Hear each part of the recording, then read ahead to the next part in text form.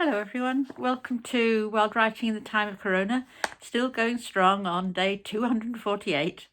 We're going to do an ordinary workshop today, and I don't know how it is where you are, but here it's quite grey. So I've designed this workshop to allow us to write about somewhere different from where we are. So I'm going to give you 6 prompts and suggest you try and use at least 4 of them to write a poem. And I'm fairly certain that today's poem will be a narrative, so you probably want to tell a story, which is quite good fun, I think. So here's the list for you. The first one is a foreign country. So a foreign country, so somewhere where you're not. The next one is a river or a sea or a piece of water that's far away from you. So that's a country and then a sea or a river. It's far away. The third one is a famous foreign landmark, so something in another country that is well known. The fourth, to help you get there, is a means of travel, so some way of travelling. And the fifth, which allows you, if you want to distance this, to make it into a story about some other people, 2 companions. So 2 companions. And the last one is a planet or a star. Just run through those again for you. So this sounds like a little travel bag for you today from the Ordinary Workshop. So we have a foreign country, a faraway sea or river, a famous foreign landmark, a means of travel, 2 companions, a planet or a star.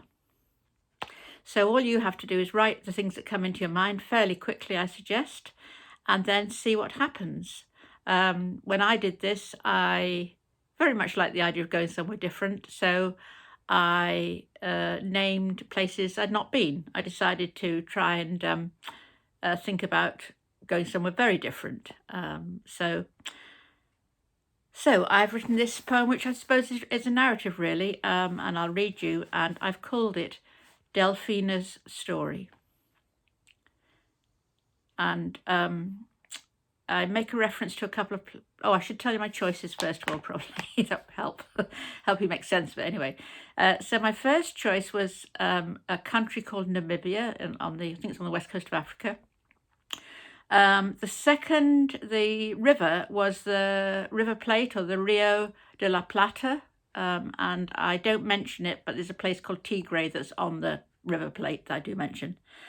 The famous landmark was the Skeleton Coast, which I believe is it's the coast of Namibia.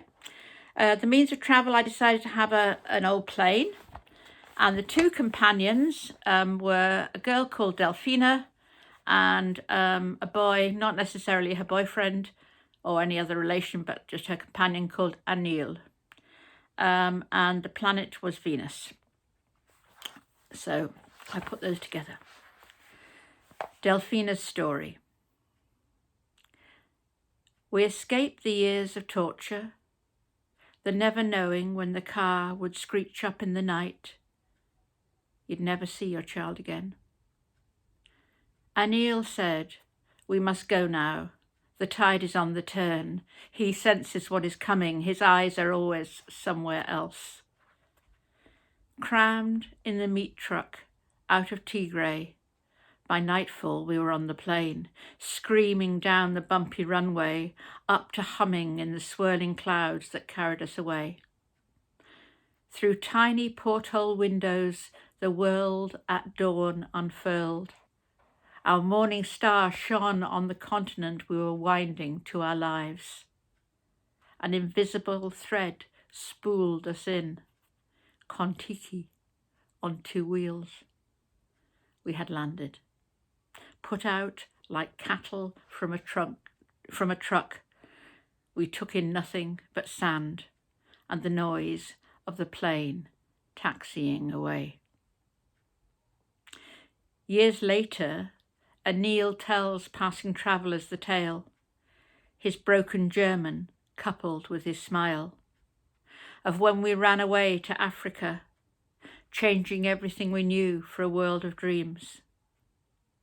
We settled on the Skeleton Coast. Not everything is what it seems. That was my story about what I imagined. I suppose the story behind it was imagining two people who wanted to escape from the persecution of the regimes that had happened in Argentina and in Chile. And I put them in Africa, although why they go there I had no idea, but that was just an imaginative story, and I quite like the way that I ended up with a rhyming couplet, which is something that I seem to be doing more and more these days. Anyway, I hope you've enjoyed that. I hope it will give you inspiration to write, and you'll enjoy a faraway story today. So until the next time, I'm signing off at Wild Writing, the Time of Corona, and you take great care. Bye.